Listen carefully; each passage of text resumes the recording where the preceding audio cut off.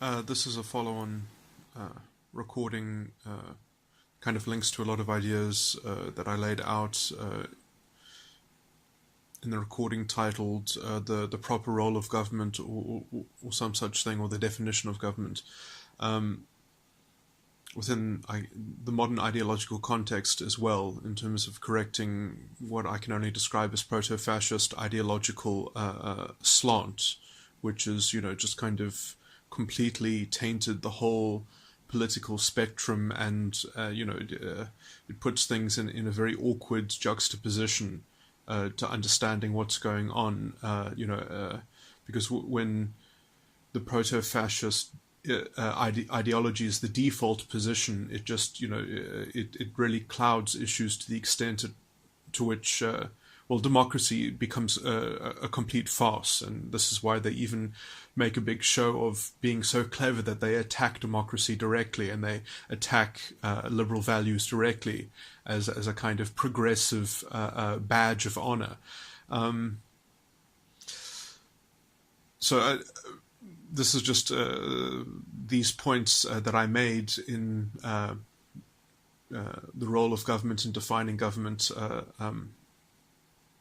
I'm just going to summarize the basic argument, but because this is meant to be a follow-on recording, is that it's basically like that: if government does not take responsibility for the state of a civilization, or the state of a society, or the state of a nation, and when I mean the condition, the actual present condition, if they can't do that, if they can't say that we are fixing it, we are dealing with it, and if we don't deal with it, it's on us, like we are responsible for what happens. If they're kind of going to relegate that responsibility and just blame it on, oh, well, the past was so horrific that we don't have the resources, we can't contend with the issue, then they are by definition excluding themselves from consideration as the government. They are saying, no, we are actually governed by history, and we are just the after effect of history, and we can't even mop it up, and so we can justify any revenge or kind of shortcut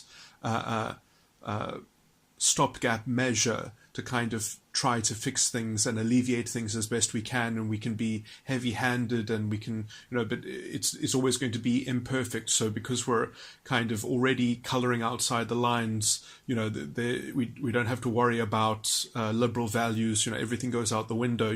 We don't have time for that, because effectively they're not responsible. And that's the kind of line that they're working on, is that they are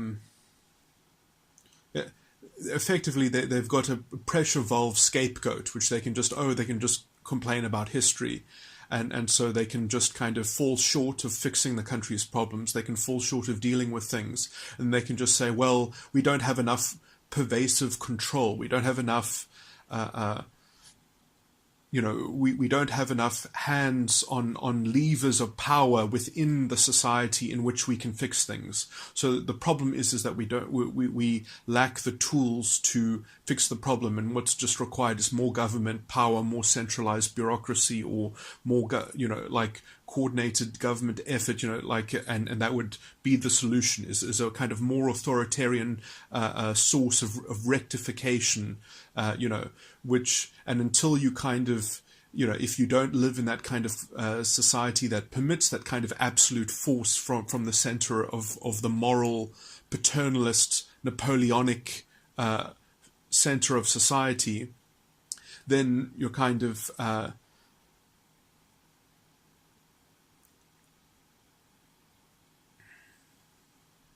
so already that framework is just kind of, it keeps on creating more and more rhetoric and justification for a kind of authoritarian to take over, because it just, the rhetorical framework of that can only be solved by saying, oh, we need someone who will take the responsibility of history, of taking history into his own hands and fixing history, because politics is about fixing history. It's not about responsibility for the present. The government isn't linked to being responsible for the present condition of a country. It's all measured in terms of how much control you have in terms of fixing history or bringing some kind of equilibrium in identity matrix, group collectivist statistical outcomes. So you can always use statistical differences to justify how you can always increase state power, you can always increase authoritarian intervention in cultural affairs, in societal functioning. Okay, so already that's the proto-fascist line that leads further and further towards the kind of the thing that brought an end to the Weimar Republic. We have the exact same political and cultural atmosphere in South Africa. Okay, so but more specifically, I'm just delineating because I focused more on the kind of the conception of government and why it's important that they see themselves as responsible, so that they can actually make their government effective and efficient and maximize its influence. And because and this is perhaps an ideological disparate line to the people who I would argue against, but basically, if government ever were to fix poverty, how would it actually look? You have to think, how would it be solved, rather than how would it just continue to seemingly be tackled? If government ever were to permanently fix poverty, it wouldn't look like the government was the savior. It would look like that the free market and that private enterprise was the savior. That's the only way to sustainably fix poverty, is to make business the good guy. But government is forced to pander to this rhetoric where they have to kind of, well, if poverty isn't being fixed, they need to government needs to look like it's doing more. And so because government has to look like it's being the good guy, it has to take more from the private sphere, and it has to kind of try to intervene more, and it has to actually dismantle the functioning of the private sphere. So, obviously the private sphere isn't going to spontaneously fix problems that are pervasive.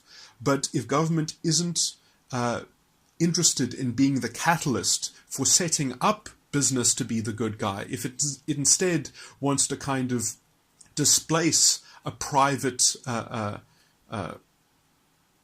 transformation that fixes poverty, if they try to be, then they are literally just displacing the market actually functioning in a way that can correct poverty. So it's this really,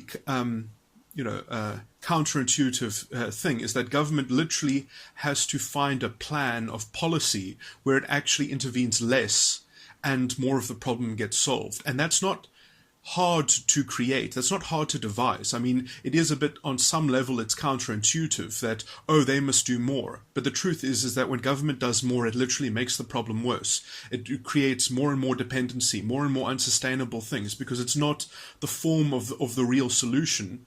It's the form of the kind of the propaganda of the fake solution, which just leads to more and more centralized authoritarian, and anyway, it leads to the proto-fascist version of the solution, which is, putting it one avatar of justice that takes responsibility for history, rather than actually looking how things function in the present and how that needs to be transformed or expanded upon or whatever, and how you can be the catalyst to setting up independent actors, doing better, which requires, some level of visionary thinking, from policy creators, and not just this kind of easy fix of, let's just take more and government will give out more, and then, you have these receiverships set up, which basically it's not going to fix poverty, and I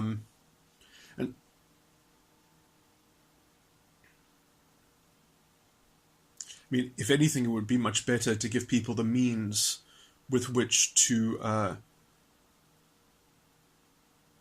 procure the things that they need from the market, so then at least you could have market solutions that get kind of incubated, and that, you kind of grow the economy from the ground up. But then you would also want to do things like liberalize the labor market to some extent.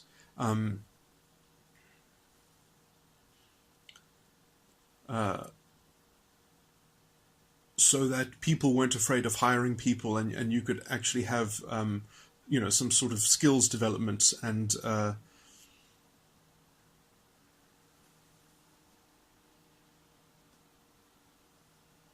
I mean, there are some structures which just aren't being utilized well because there's no appetite for hiring people, and that can only be laid at the fault of government. I mean, that's literally just it. There's too much red tape, and it's too the actual the thought of hiring people is just is almost insane. In terms of market forces and market pressure, especially when you've got big companies which basically are the only commercial entities that can cope with this level of nonsense in labor regulation. And so they are effectively protected. I mean, they're damaged by the policies like everyone else is damaged, but they can actually absorb the damage, and so you can't actually have anyone else winning in this kind of toxic labor market, which is literally produced by this kind of racialized legislation, which makes it incredibly hard to actually gauge people's credentials. It's just on so many levels. It's just noxious and toxic, and then it breeds this kind of we need to keep the same system and we need to expand it so that we can have artificial transformation on a new level, and it just gets bigger and bigger and bigger, and it doesn't ever clean up after itself. It's not a stopgap measure. It's not like a temporary thing. It's something that has to grow, and because it kind of works by destabilizing institutional integrity on a structural level, it never cleans up after itself.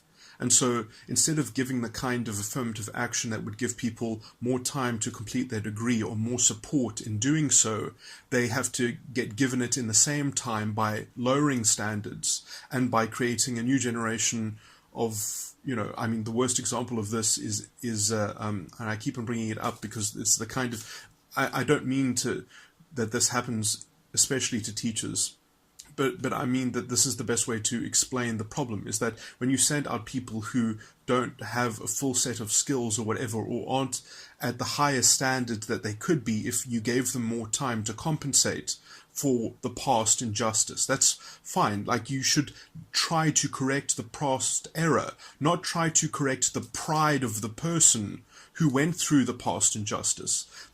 Pride is not an antidote to injustice. You can't artificially give people a kind of pride placebo in giving them the same degree in the same amount of time when they don't have the same competence afterwards. What is the point of that? So then you send people into the field who are basically going to now this is obviously the worst aspect with this would be in the field of teaching, because you're literally raising the next generation, and you want to increase standards, not have a kind of mediocrity in standards of teaching. So I mean, that's just one example, but I mean, this could basically happen in any field, in any role, and so it's a touchy subject, but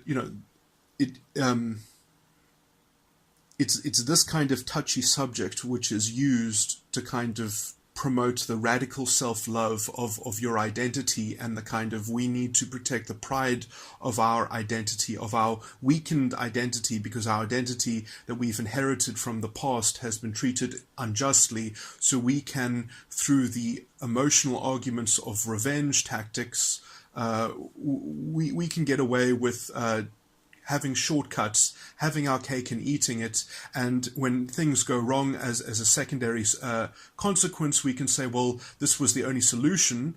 This was the solution that presented itself to us, and the fault lies on the people in the past, not on us for devising this policy solution.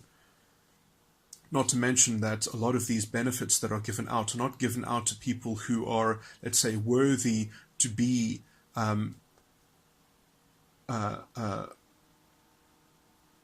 the beneficiaries of such programs, that they're not necessarily poor people. They're not necessarily people who have inherited a disadvantage from the past. They are people that just are counted as belonging as a recipient to that program because of the color of their skin. I mean, there should be an actual criteria where it is confirmed that you have inherited a previous disadvantage, not some kind of structural racism argument. I mean, like, that works on just statistically saying that, well, people of a certain color tend to have the same experience. No, you don't get. That's literally that is the definition of social injustice, saying that people's experience can be assigned to them by a statistical experience of their racial identity. They don't belong to their racial identity. That racial identity is not some ghost that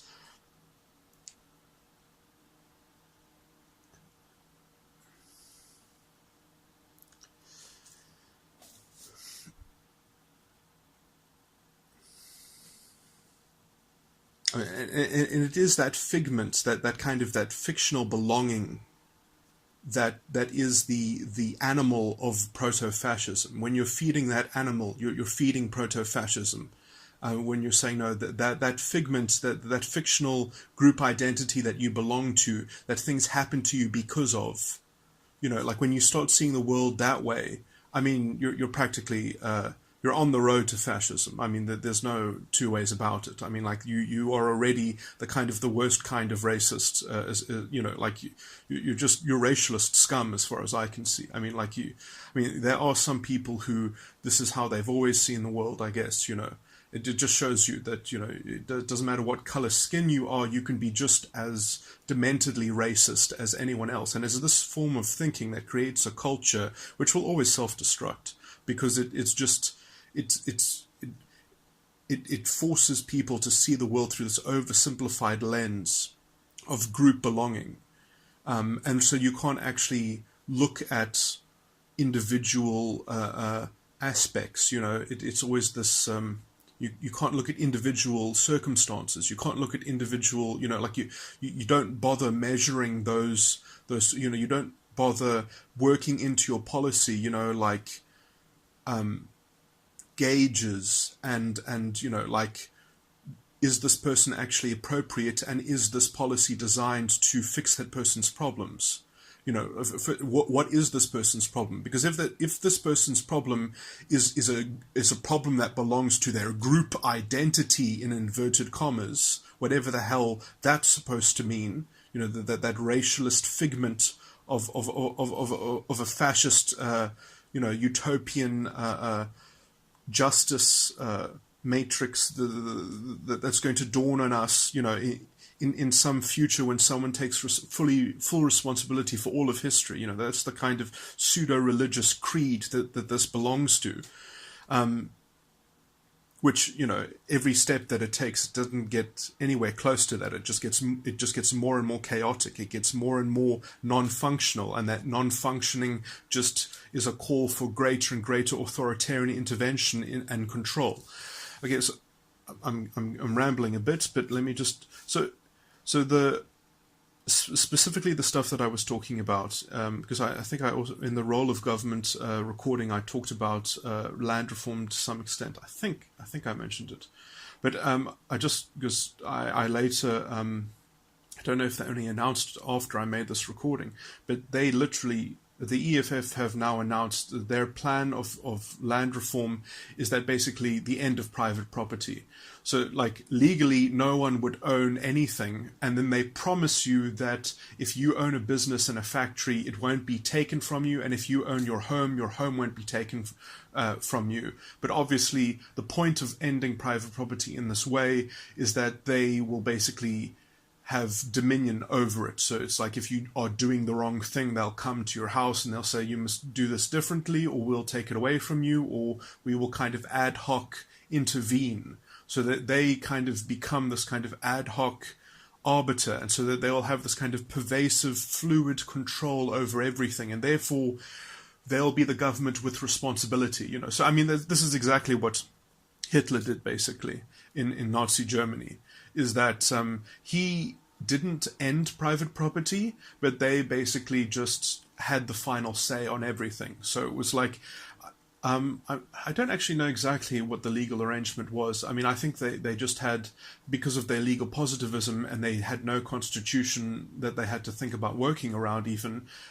Basically, they had no constitution with liberal values, should I say. They had a purely legal positivistic constitution. So basically the law is that in all commercial private affairs, like the executive basically has the final say in terms of the policy that private individuals will follow. So, I mean, it's a kind of like, it's a kind of serfdom. It's like everyone is a vassal of the state. Everyone is a vassal of the political executive.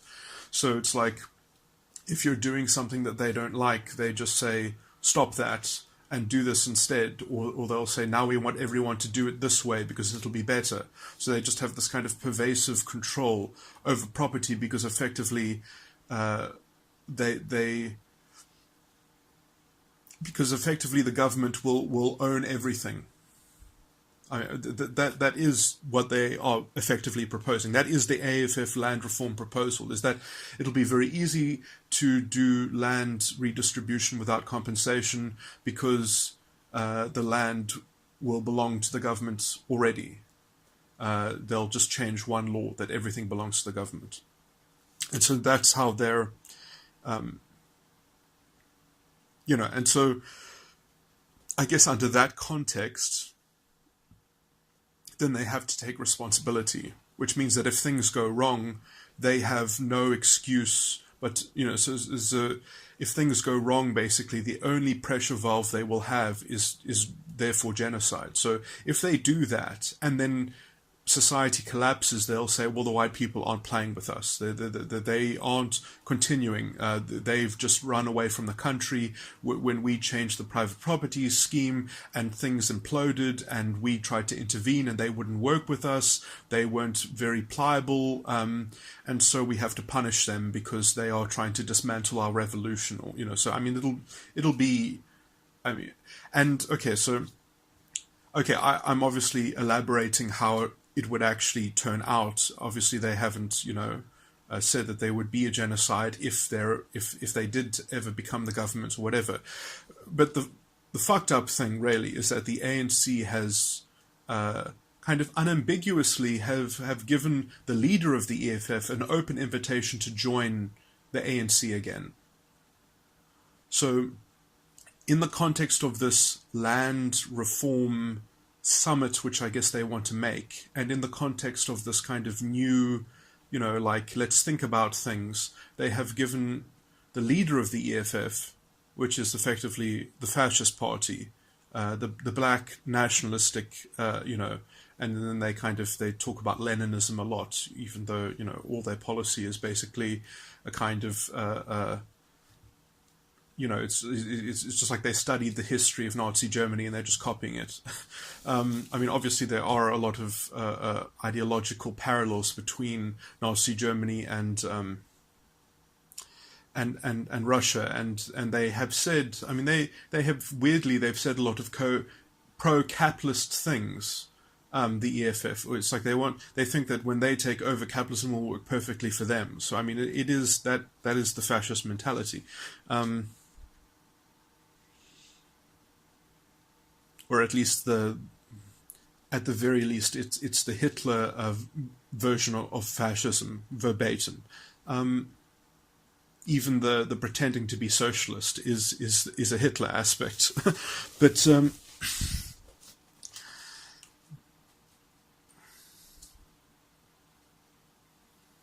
it's socialism in the sense that there's an authoritarian control.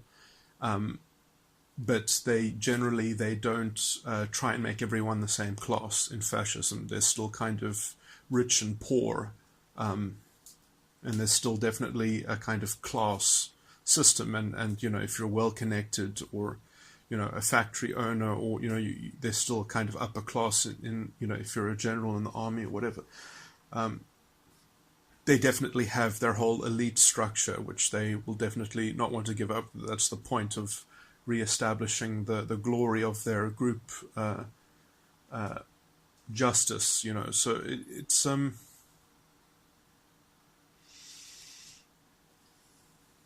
yeah, it looks like dark times ahead. I mean, because it seems like Ramaphosa is either trying to outsmart the rhetoric of the fascists, or he is basically going to amalgamate with them and line the way for Julius Malema eventually to exert some kind of political. So either he's trying to absorb him and dilute him,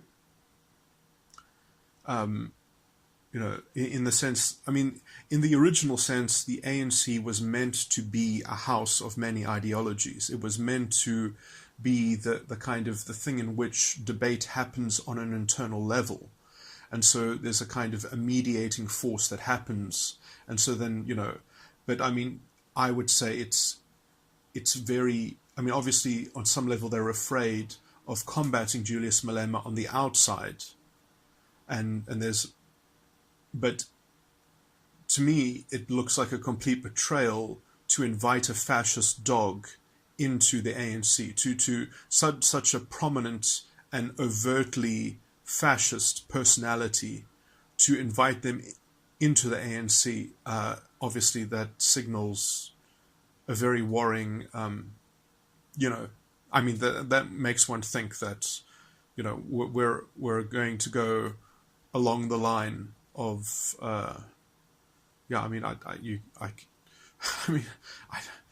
every time I look at South African politics, it's just like, yes, we've reached the next chapter in Weimar Germany. Like it's literally, it's almost like a play-for-play repeat of history. Like, yeah.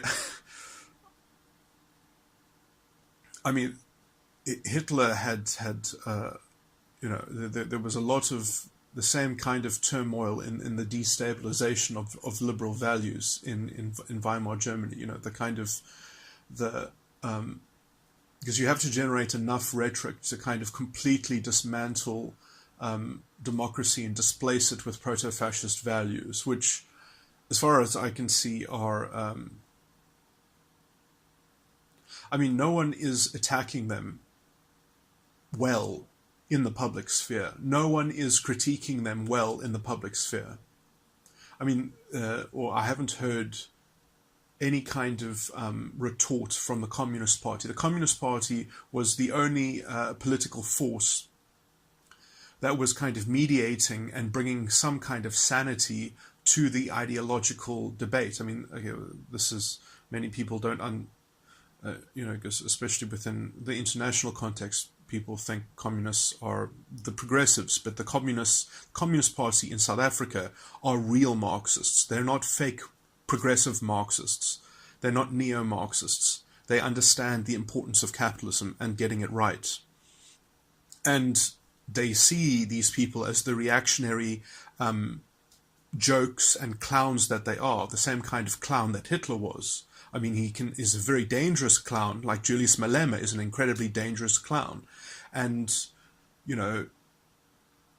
it just goes to show you the kind of, I guess I would say what's feeding into this is just how everyone is kind of trying to feed into the same cesspool of rhetoric, how people are seeing that, oh, this clownishness is kind of garnering some kind of interesting psychological response from the populace.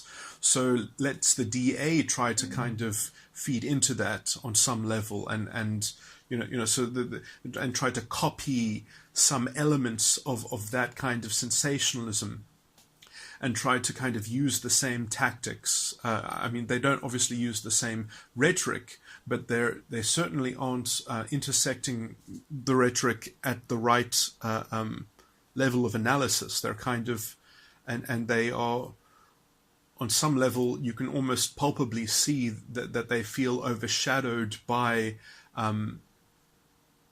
the maneuvering. So they're trying to kind of replicate some of the same level of maneuvering instead of attacking it bluntly and forthrightly and with an ideological edge to deconstructing to deconstructing those maneuvers and the kind of the anti-liberalism that's built into it, and how anti-democratic it is. And also, I mean, the DA could have a huge thing in terms of redefining social justice in terms of how it is properly conceived. I mean, perhaps that will happen somewhere in this land reform summit. Perhaps that will ideologically be brought to bear, and these, I mean, that is incredibly optimistic. It's probably going to be a shit show. All I can say is I wish I was the public protector, because already, to fix these problems, you would have done a lot better to have certain pronouncements, or at least certain almost philosophical declarations of looking at certain pragmatic problems and breaking down, certain statistics and breaking down the use of statistics in certain ways, in terms of kind of ideological, and showing how these ideologies interface with the Constitution, and what sort of lines are incompatible with the Constitution, and why they are incompatible with the Constitution, and why they are betrayals. This obviously it would look strange on some level that because effectively you would have to go after the EFF, and that would make the public protector look like it was being non-partisan. But you cannot expect a very cunning fascistic element that is anti-democratic. You cannot let it be born and grow up. I mean, it's in its teenage years already. And already, the mother should have been applying some discipline. Already, the mother, I mean, yes, probably the rules of Parliament probably need to be revamped so that they cannot be abused, and so that there is some kind of clarity and there is some kind of non-partisan justice. I mean, the most important principle in justice is that justice must be seen to be done. It's not enough to say that the rules are fair. The rules must eminently produce and seemingly produce fair outcomes. And if that means having to develop some kind of procedure which changes, certain, because there would be ways to kind of have many debates within many debates in terms of how you could structure a kind of a mini discussion within a point of order, or some similar notion, so that it could be sorted out, and it could be, almost, you could set up a procedure that would be fairly self-regulating and not lend itself to the abuse. There would be ways to do these sorts of things.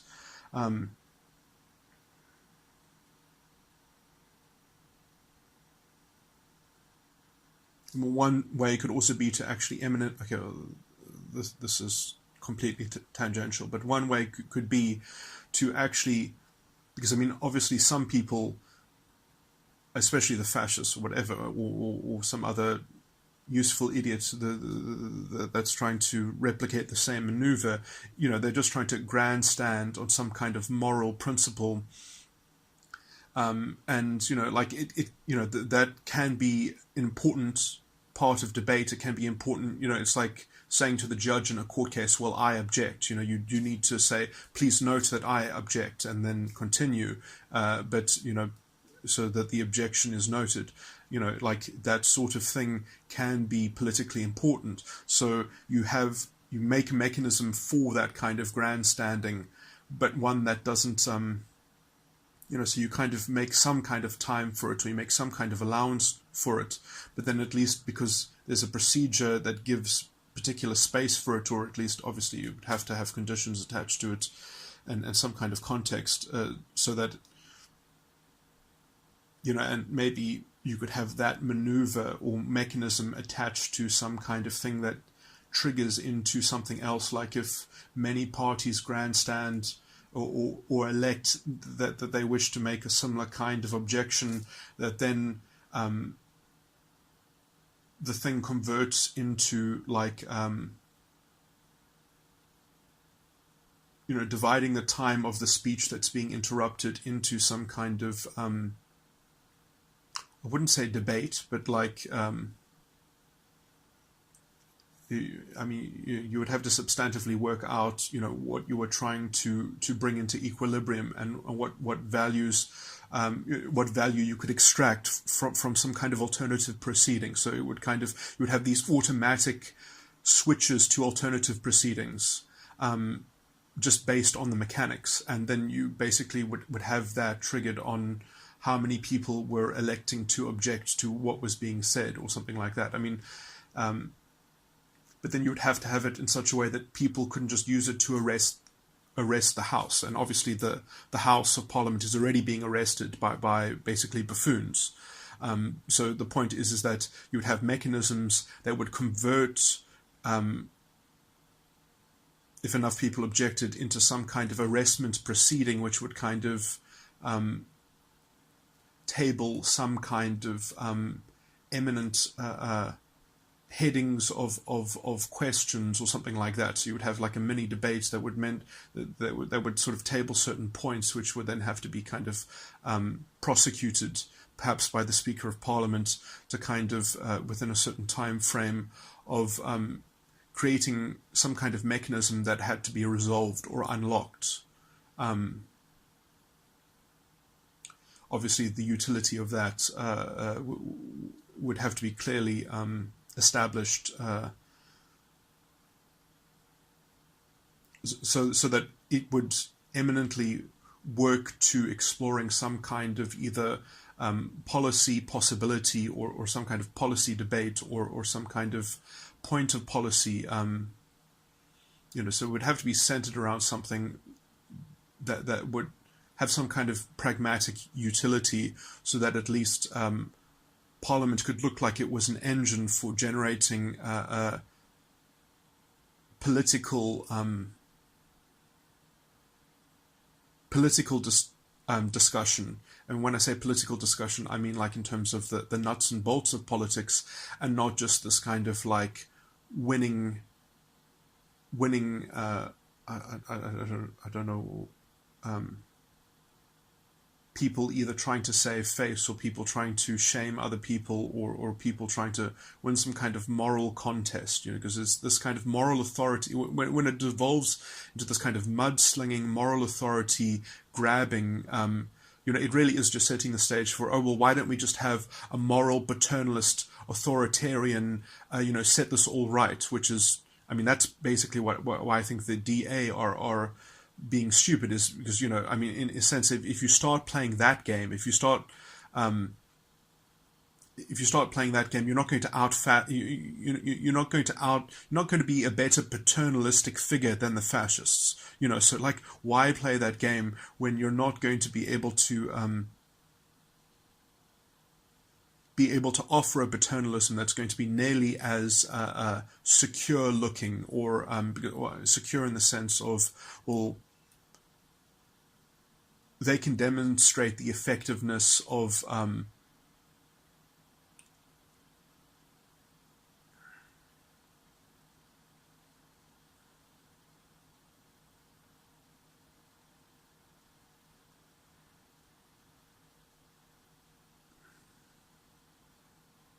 how they can effectively vindicate issues on behalf of their on behalf of the electorate,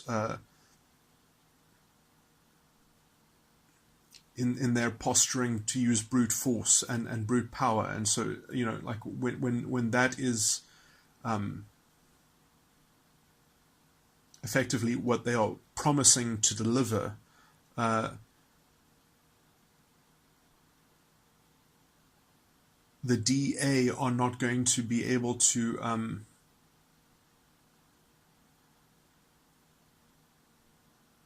unless they're making a substantive argument about effectiveness and staying to the substantive argument about effectiveness. If they're going to do these kind of moral catcalling and join in with this kind of moral authority policing, Okay, I can give some advice to the DA. What you do is you focus on the practical effects of policy implementation, and you focus on the practical, let's say, inefficiency and waste and corruption, and the kind of the bad actor effects that they have over private entities by basically stringing them up with red tape and whatever, and how policy is heavy-handed, and so it just makes things fall apart or whatever. And then at the end of that, you make the moral thing as a kind of afterthought. As a kind of, well, these people have betrayed liberal values, I mean, they've betrayed democracy, they're undermining democracy. And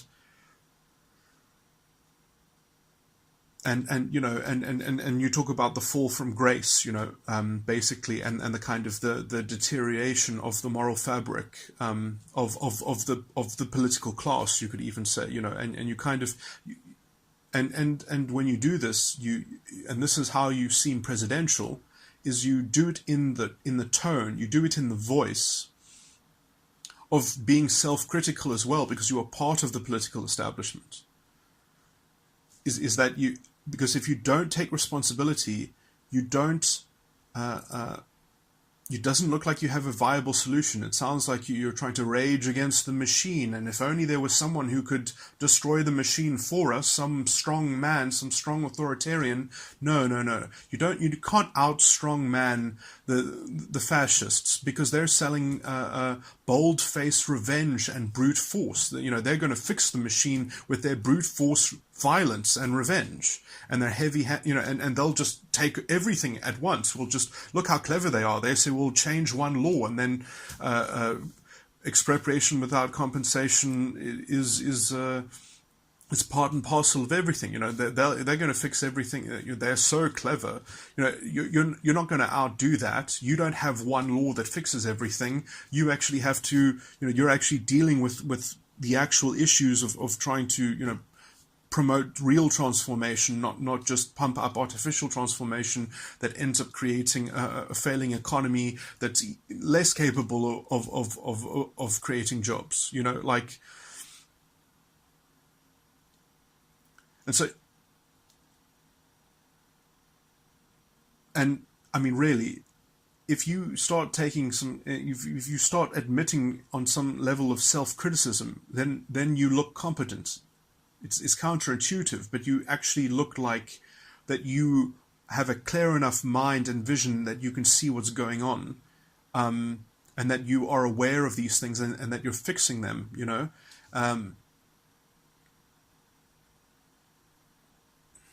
It sets you apart from these kind of delusional, seductive speeches of Julius Malema, which somehow he gets away with being a man of the people, when he is just as corrupt as the former president. I mean, like, literally, like, the taxman still doesn't know where all that money came from.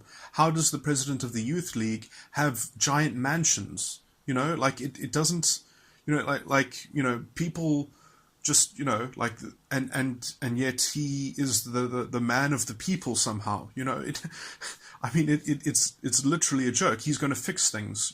I mean, because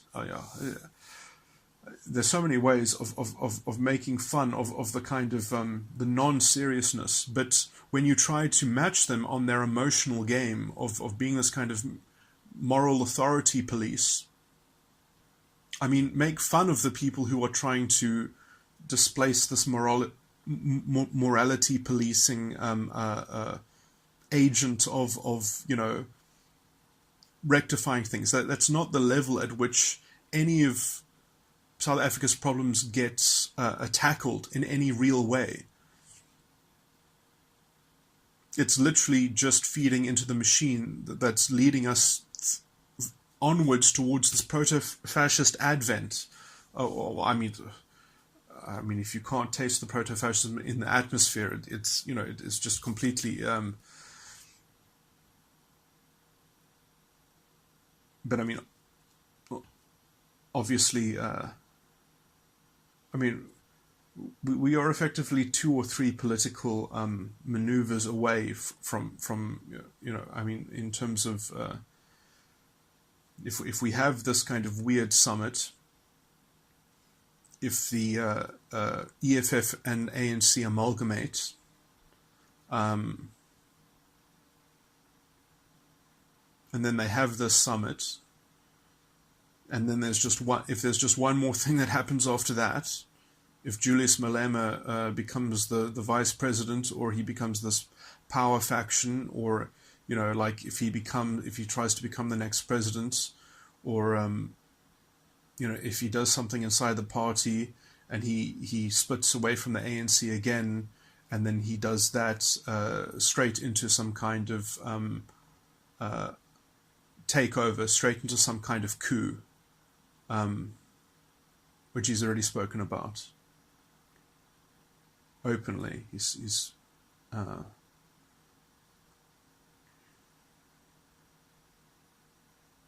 mean,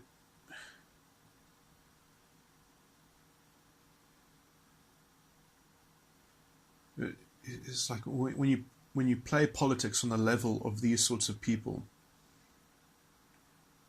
instead of literally creating a block of common sense that does not participate and just focuses on substantive self-reflection, substantive self-criticism, and awareness of issues, and the issues of everyone as well, and addresses all of them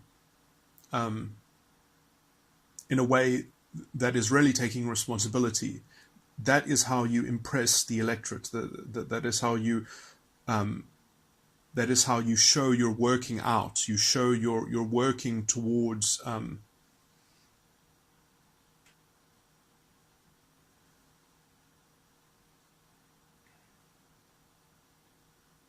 you juxtapose policy against policy. You say the ANC does policy this way, we're going to do policy that way. That's the kind of, you have to kind of work out themes that tangibly relate to practical metaphors or examples that show the juxtaposition of how we're heading and tackling issues, and how we could be doing it differently and actually get somewhere.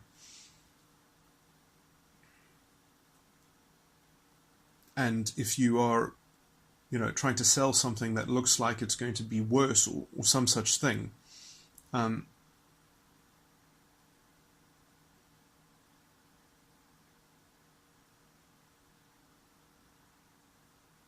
you need to tackle that head on, instead of trying to just hide that away as a kind of embarrassing feature that the socialists do better than you at. Like, you need to make that the vanguard issue of your platform. You need to raise it to the top, so that you are tackling the doubt head on, forthrightly, substantively.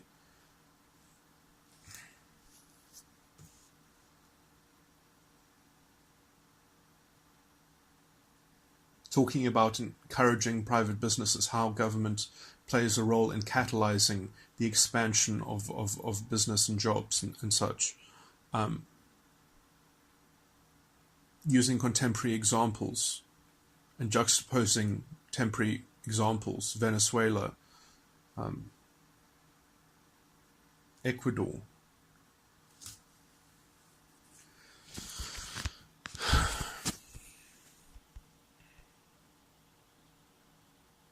Okay, well, this devolved into a pep talk for the DA, but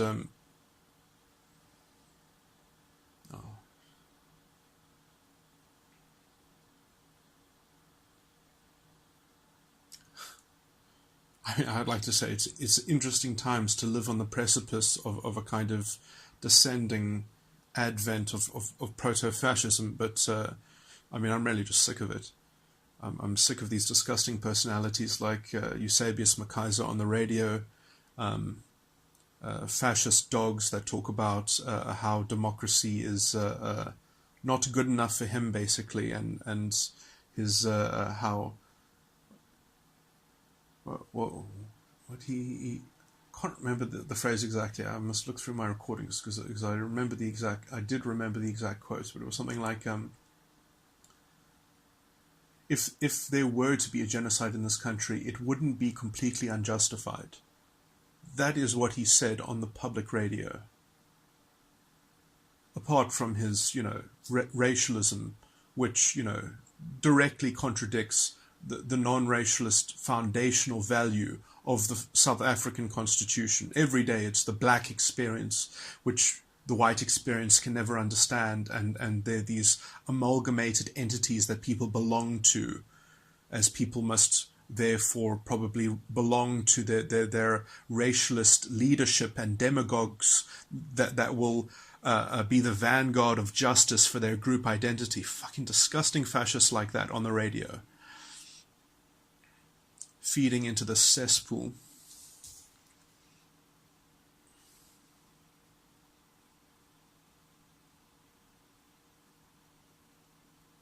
Abusing the term social justice to feed into this fascist matrix.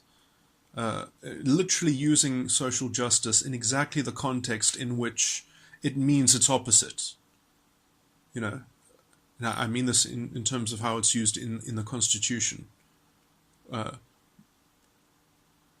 guarantee of social justice in the Constitution is the bulwark against the racial. I mean, you obviously, when you read social justice, you have to read it in the context of non-racialism. So if you're coming from a racialist, essentialist framework of identity politics, obviously social justice doesn't mean the same thing to you as what it means when it's referred to in the Constitution, because the Constitution is a non-racialist document.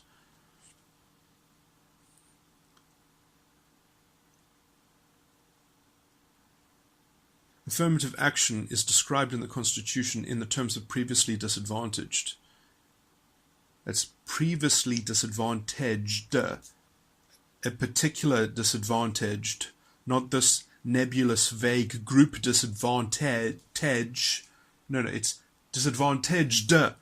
A disadvantaged person which has to be particularly identified through policy, not generally specified through group belonging. It's not some vague definition that you fall into because of the color of your skin. It actually is qualified by your actual historical inherited disadvantage. But then I guess, with these vague statistical use of statistics, everyone with the color of skin shares the same experience, belongs to the same insect hive, is just the same amalgamous creature that has various different agents it's literally, identity politics is thinking of people as hive insects. That's literally what it does. It doesn't matter if you're the ant in your colony. It just matters, like how the royalty of each colony is doing. And so, I mean, that's what fascism is for. It's for the elite in a racial mass or in a group mass to simultaneously fight and parasite other groups while subordinating their own into this kind of collectivist vision of like Tower of Babel, which you can hear coming out of Julius Malem, the racialist promises of all we need is this kind of group revenge and it'll be better for all of us. Oh, look how much better Zimbabwe went with that line of reasoning. We literally have examples on our doorstep of this level of politics and this level of emotional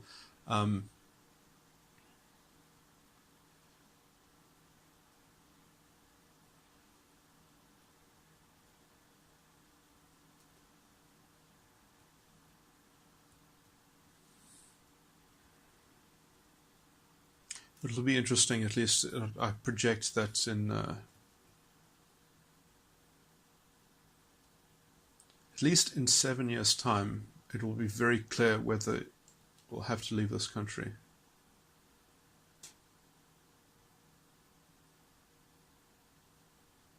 well, I mean, obviously things could go badly before then, but I would say in 7 years' time, when you start getting the election rhetoric of you start, you would be able to project how the electoral campaign for the following president, already you will see that you will be able to project the kind of destiny.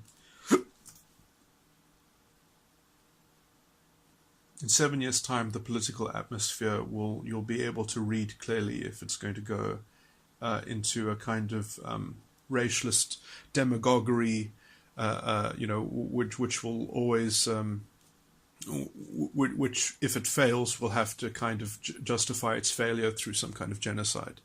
It will, if it has any incompetence, it will have to scapegoat some segment of the population.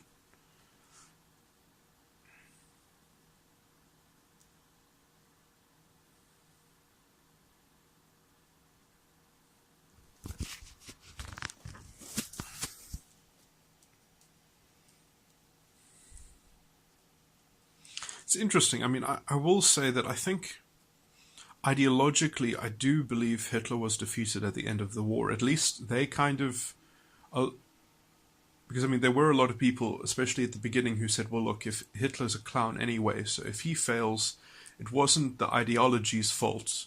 It was just that he was the wrong man to fix things. He wasn't really the Führer. He wasn't really the savior to bring justice to the identity. But by the end of the war, people realized that no, it actually must be wrong, because they did everything. They kind of, and I think already they could tell that the culture itself was getting worse and worse. That even when the war was going well, the people that were involved in propaganda, they could see how it was not basically sustainable. The research that they did on propaganda, which basically went into the CIA and such afterwards.